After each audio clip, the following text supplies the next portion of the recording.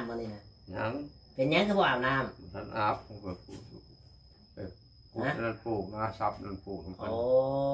ไปปลูกครัวปลูกสวนปลูกทั่วโอ้ปลูกแล้วปลูกเลยโอ้พอบ่หรือว่าบ่พอแล้วมิดมันบ่พอบ่เม็ดอ๋อเดี๋ยวบ่จอยเข้ามาแปลงมาเขือเดี๋ยวบ่จอยเข้าตลาดก็สิซื้อมาเพิ่มให้หน่อยของปลูกของผังนี่แหละหน่อยฝนตกสิเอาหยังนี่อ่ะสิเอาแต่เจ้าของอยากปลูกอ่ะ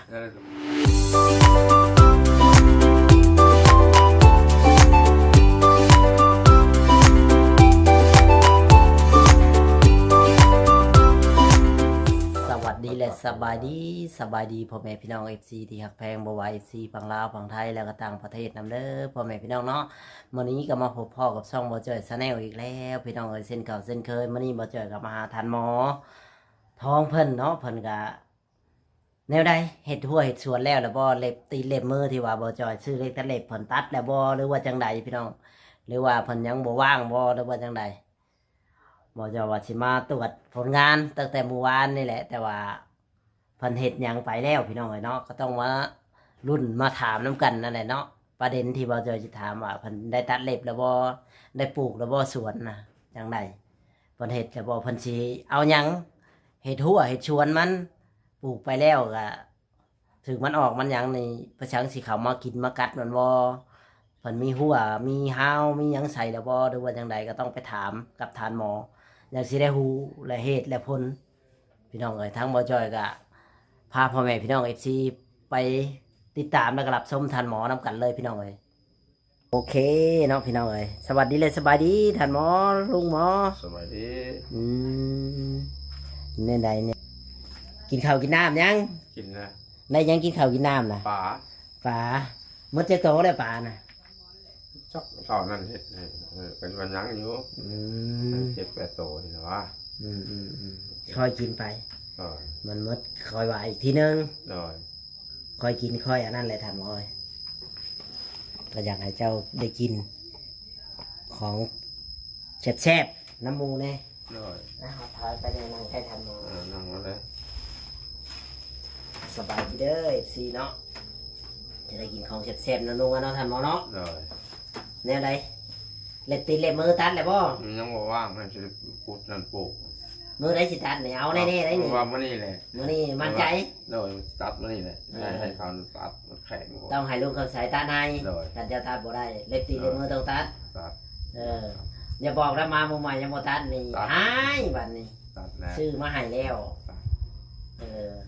ต้องตัดเล็บตีเล็บมือนำมันในสะอาดโดยมันยังสิเฮาดูดีนะแบบให้เจ้าดูดีเห็นอะไรก็ได้ท่านบอกเจ้าสิได้อาบได้น้ำมันนี่นะยังเป็นยังคือบ่อาบน้ำท่านอาบผมก็ปลูกนั่นปลูกนาซับนั่นปลูกโอ้ไปปลูกครัวปลูกสวนปลูกทั่วโอ้ปลูกแล้วปลูกเลยโอ้พอบ่หรือว่าบ่พอแล้วมิดมันบ่พอบ่เม็ดพอเดี๋ยวบ่จอยเข้ามาแปลงมาเขือเดี๋ยวบ่จอยเข้าตลาดก็สิซื้อมาเพิ่มให้ของปลูกของผังนี่แหละ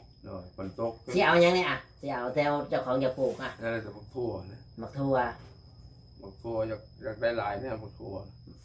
สิกินมดโบ้มันหลายแล้วเธอมันออกไข่กับมันหลายกะแล้วกินอยากได้มักทั่วแน่หลายนี่เนาะช่วงแช่พ่อใหญ่นี่มักแต่มักทั่วดอกเฮ็ดเนี่ยได้กินเนี่ยมักทั่วนะทำไมว่ามันออกหลายอ่ะตำอย่างเดียวตำไอ้ก้อยปลาก้อยยังก็ได้ก้อยปลานิ่นก็ได้ก้อยชีหมูก็ได้ได้หลายอย่างบางแปลงพอได้กินกับจะเสียกับตำคือหมูมันแนวเป็นเมือกเนาะเป็นพักเป็นยาว่าแบบนี้ใช่มะเขือตำใส่มะแตงก็ได้ตำใส่ถั่วก็ได้มะเขือมะเล่น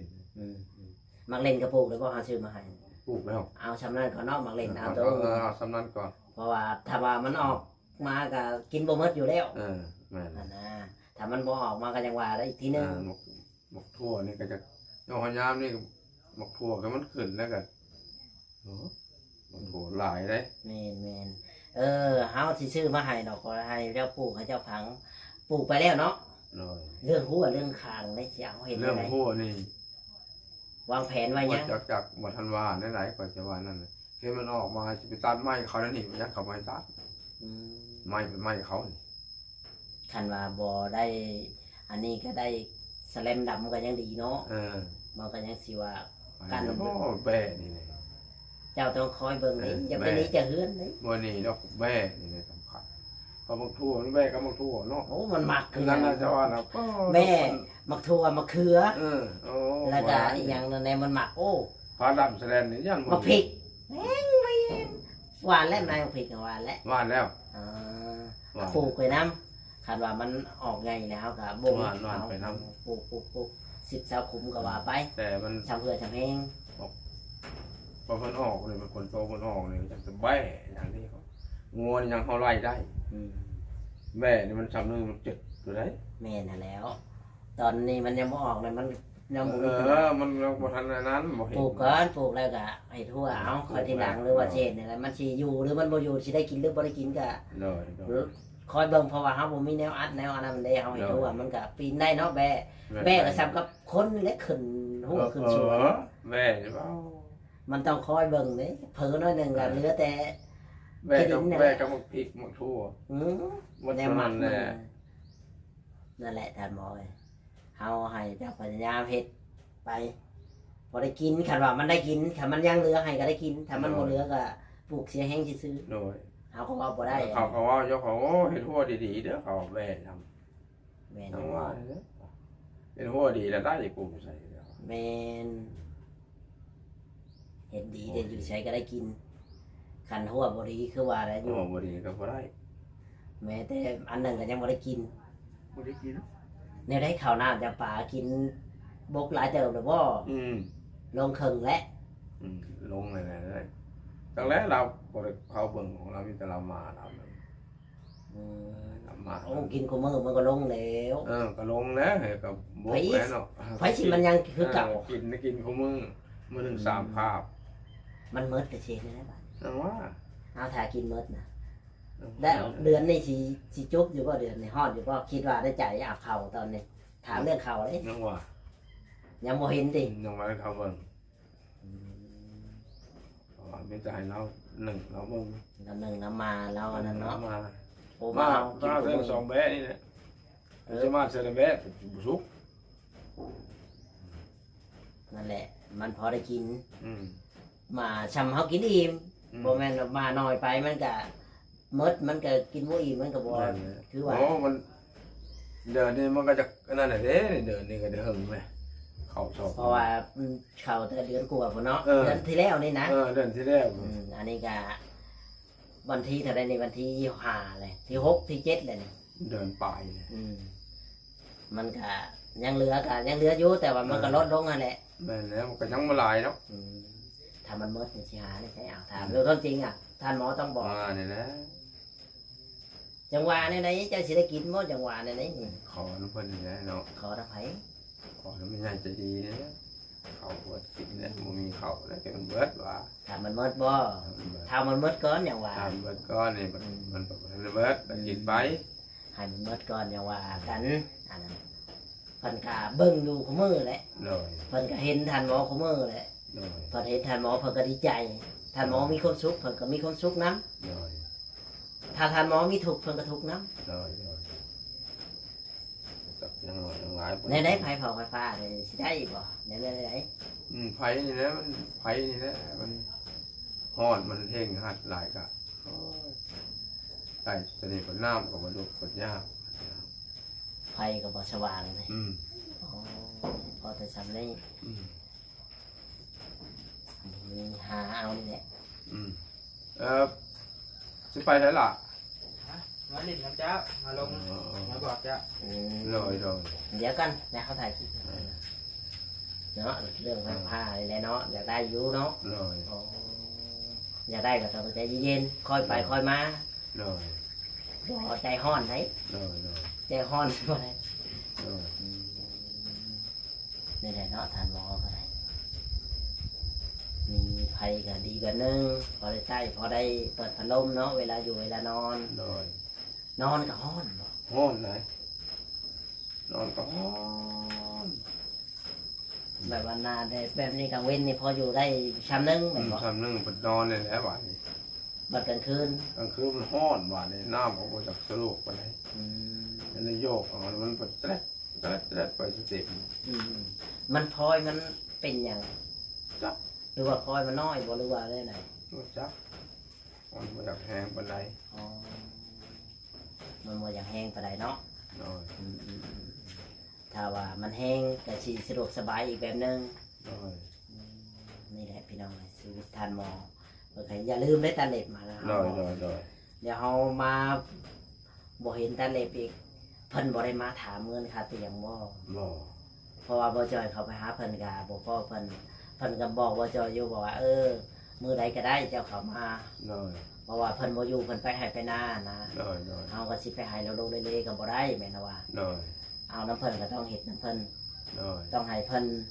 แต่บ่จอยก็บ่ได้ลืมดอกแต่ว่าเงินน้ำบ่จอยก็มีแต่ว่าต้องให้เพิ่นต้องให้กับมือเพิ่นเองเพราะว่าเอาให้คนอื่นเฮาก็บ่กล้าเด้ น้อ หรื ย อว่าเพิ่นว่าเงินบ่ฮอดก็บ่ถึงมือเพิ่นเฮ็ดได้ไดซั่น น้อย บ่จอยสิบ่เป็นโทษว่าซั่น น้อยน้อย เฮ็ดหยังเฮาก็ต้องเฮ็ดให้มันฮอดมือคนผู้เฮ็ดแล้วก็คนผู้อันนั้นเนาะมันดีแม่นบ่ท่านหมอ น้อย ให้ไปทั่วที่ตัวแดนเฮาก็บ่กล้าให้ แม่นแหละ เพิ่นก็บ่ได้ว่าเพิ่นก็บ่ได้อันนั้นหยังดอกแค่ว่าเฮาก็อยากให้เจ้าของที่ว่าเฮาสั่งน้ำเพิ่น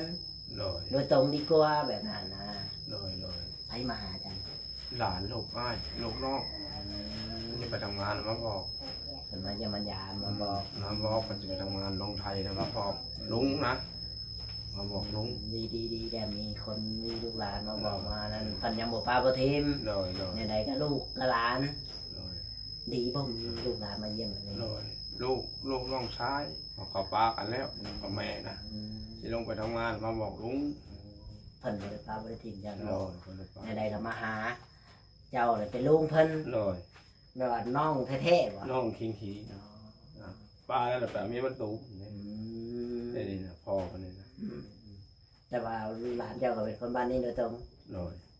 คนละบ้านนี่แหละเฮิร์นอยู่ อืมใครเราเพิ่นยังมาบอกมาเลยเพิ่นยังฮู้จักลุงฮู้จักป้า น้อย เนาะเพิ่นยังมีคนฮู้จักโอ้บางคนเขาบ่ได้ฮู้จักได้ น้อยน้อย แม่นแล้วว่าเจ้าก็เคยเห็นแล้วว่า น้อยน้อยก็เห็น นี่แหละบางเทื่อบางเทื่อเขาก็บ่ได้ฮู้น้องเอ้ยว่าเป็นยังไงนี่แหละเนาะหลานหมอเพิ่นก็ดีแล้ว ลูกหลานมาบอกมาเวลาไปหัดไปนี่ก็เพราะว่ามีลูกหลานมาเบิ่ง น้อย เนาะ น้อย เพิ่นก็ยังบ่ลืมลูกแต่ว่าแขกคนบ่ได้คอยเข้ามาบ่เพิ่นชานของมึง หมดเลยบ่มีปัญหา เข้ามากะเข้ามาของเว้นเข้ามาโยกับบ่ว่ากันดอก เขาห้ามมียิงเขาเอามงมาอีกอะ อืม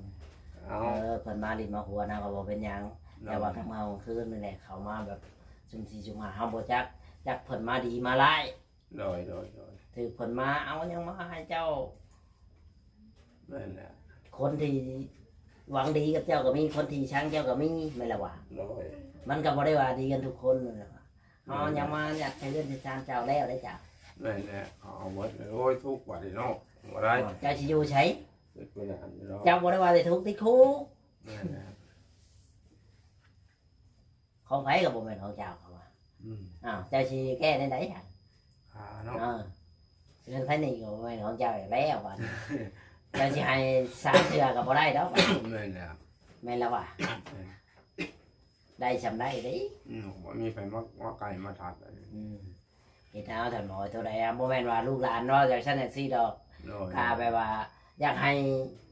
เจ้าแบบรักษาของเจ้าแหละ ได้มาแล้วก็ต้องรักษาแบบดีๆเฮากับแม่นอยู่ดอกว่าให้คนมาเล่นมาหัวมันก็มายามค่ำๆกลางคืนมันก็มาแบบจักมาแบบไหนถือเขางัดเฮือนงัดชานจะได้เขาเห็นของเจ้าว่ามีผู้ใหญ่ใจะดีซื้อนั้นซื้อนี้งัดไปจะชิวจักบ่ซะ นั่นแหละ จะสิเป็นในไหนของเจ้าบ่เสียบ่ซะเจ้าได้เข้าจักเทื่อตั้งแต่พุ่นมาประทานเจ้า เข้าใหญ่ เข้าหน้าเฮือนนี่ หนัง ห่า มันเข่าได้มันได้เข่าเลยอัดเลย มันอัดเลยบ่แล้วเทื่อเขางัดเจ้าบ่ได้จักแม่นว่าหยังคือกันบ่แม่นว่าเฮาบ่ให้เขามาดอกเฮาก็เขากับเขา แต่ว่าเขาเป็นกลางเว้นเป็นกลางเวียงมันก็ดีกว่า อืม ลงพังคืนมันเขามันกับแบบ มันบดีเด้เจ้าคนมาแต่ใช้เจ้ามาแต่ใช้ นั่นแหละ เฮือนกับเฮือนเจ้าเฮ็ดคือเฮือนบ่มีเจ้าของมันก็บ่ได้แล้วว่าหรือเจ้าว่าในไหนอ่ะ นั่นแหละ เจ้าก็ต้องคิดว่าดีๆเฮือนเดือเฮือนเจ้าของว่าเฮือนเพิ่นเฮ็ดแนวนี่เฮาก็ต้องรักษามันถึงเฮาได้เฮือนเพื่อเฮาสิได้เฮือนหลังหนึงให้เจ้าไปหาเงินนี่เจ้าสิได้บ่ล่ะ นั่นแหละบ่ได้เลย เพื่อสิได้ชำนี่ก็โอ้บ่แม่นธรรมดาเจ้าว่าจักล้านจักร้อยเป็นร้อยล้านแล้วนะมั้งนี่ นั่นแหละรอดไปล้านนะ เพื่อสิได้ขันเจ้าไปอันนั้นเลยเขาเอาไปซื่อๆเจ้าสิย้อมบ่จ้ะ แม่นแหละเอาไปเฮ็ดอย่างนก อืม นั่นไม้ไปมาไกลไป นั่นแหล้วเหตุและผลขันมาเว้นกับมาบ่ได้ว่าหยังดอกทำหมอกะเบิ่งจากมาดีมาหลายคนที่มักเจ้าก็มีคนที่ชังเจ้าก็มี นั่นแหละนั่นแหละ ก็เห็นเราได้ดีจากเราเอาไปอย่างมาขายอย่างนั้นว่าไปอีกแล้วคนเฮา มาอันละอย่างนก เจ้า อย่างเราได้ก็มี เห็นเจ้าได้ลืมเนาะได้ลืมกูจากสนิทสิก็มีคนเฮาไม่นล่ะวะ เลย ไผสิรู้จักจิตใจ เลย จะมองเห็นบ่อนาคตตัวเองมองบ่เห็น นั่นแหละ จิตใจคนอื่นจะมองเห็นมองบ่เห็น มาเห็นแล้วเห็นลมใส่มาเนี่ยจากมาว่าไรก็เกิดอยู่ก็จะบอกว่าเนาะเอาก็คนไป เราชอบให้อยู่ให้กินให้เจ้ากันดี เรา ก ไป ว่ามา กินน้ แบบนี้ก็ดี เราก็ดีอย่างหนึง ำ แต่เราสิว่ามีก็แล้วแต่เราสิรวยก็แล้วแต่เราอันนั้นของเรา เลย เรามาให้อยู่ให้กินให้เจ้ามาสักเสือสักป่าเจ้าบ่ดีใจบ่สัก ดี อย่าเพิ่นแล้วเพิ่นในรายการเพิ่นว่าเพิ่นบ่มีก็ตามเพิ่นนั่นแหละเฮาก็บ่ฮู้คือกันเนาะแต่ว่าเพิ่นก็อาจสิบ่มีอีหลีก็มีทุกเวลาทุกข์ได้ยากบ่มีไผเดียวเห็นไผดอก ความในชีวิตในครอบครัวเฮาบ่ฮู้จักดอก เลย สมมุติว่าเห็นคนมีอีหลีแบบตอนสุดท้ายแบบเจ้าของแบบเห็นเมื่อก่อนขายของมีเงินมีคำแบบคือเจ้ามาแล้วเจ้าก็คิดสภาพการแบบนั้นน่ะคนเฮามันบ่ฮู้ดอกบ่จะไปว่าคนนั้นมีเนี่ยสิมีตลอดมันบ่ตลอด เลย ยามมันอีกอย่างนะยามมันจมมันก็จมได้ เลย แม่นละว่ายามมันบ่มีก็บ่มีคือว่าแหละการผิดพลาดเฮาใช้ชีวิตผิดพลาดมันก็ผิดพลาดอย่างคือกัน เลย คือก้อนหินนั่นแหละเจ้าสิทิ่มลงน้ำให้มันพูบ่มันสิพูบ่แต่มันบ่พู เลย ในเมื่อมันหมดแหละมันก็ต้องจม เลย เป็นใบไม้ขนาดว่าใบไม้แท้ๆหล่นลงน้ำที่แรกมันก็พูอยู่หลายที่บัดตอนท้ายมันก็ยังจมลงพื้นดินจังมันก็ยังมีว่ามันนะอย่างคือการแต่หมอต้องไปคิดว่าคนนั้นมีบ่บ่มีถือว่าเฮาคนโตคือก็ยากคือกันเฮาก็พอช่วยได้ก็ช่วยไป เลย เพิ่นเฮ็ดให้เฮากินทุกอย่างมีหยังก็ซ้ำเฮากับพระเอกคนหนึ่งเฮาได้กินได้อยู่แบบสบาย เลย แม่นละว่า เลย ก็แล้วแต่เพิ่นอันนั้นก็หน้าแล้วก็สิลำบากใจหรือว่าทุกข์ใจ อยากออกมาใช้ชีวิตเดียวดายแบบตัวคนเดียวก็มี เลย คนเฮาก็บ่ได้บ่นอน เล ใคร ย สิมองเห็นแม่นล่ะถึงแม่นอยู่เฮาเคยเห็นปัจจุบันแต่เมื่อก่อนเขาเคยมี แต่ปัจจุบันนี่เขาทุกข์เขายากแบบนี้ เลย คนเฮาบ่จักหรอกอย่าลืมเด้อตาเล็ดตาหยัง เล นะ ยเลย มายังเห็นโบตันเห็นในไรบัด ครับแต่ ตัดมือบัด ครับ โอเคพี่น้องเอ้ยคลิปนี้ก็สิบ่มีหยังหลายทางหมดจะขอจบคลิปไว้ก่อนพี่น้องเนาะถ้าผิดพลาดประการใดก็ขอโทษขออภัยมาลินกับลุงหมอ เลย มาถามข่าวหรือว่าเพิ่นก็ให้ถ้วยชวนแล้ว แต่ว่าคันว่าที่ว่าเครื่องปลูกของผังเพิ่นปลูกก็เครื่องปลูกของผังเพิ่นออกก็อยากแต่แบ่เขามากินนี่แหละมันยังบ่มีทะเลาะทาว่าเพิ่นเสียทั่วเพิ่นเสียแนวใดเพิ่นหาไม้มาใช้ไม้ถ้วยเท้ารอเบิ่งว่าเพิ่นสิเฮ็ดได้บ่แบบนั้นน่ะหรือว่าบ่มีเลยหรือว่า มันออกแล้วมีแต่แบ่สิมากินแล้วก็บ่ได้กินเท่านั้นแล้ว เลย โอเคเนาะสวัสดีเลยสบายดีท่านหมอ สบายดี โดย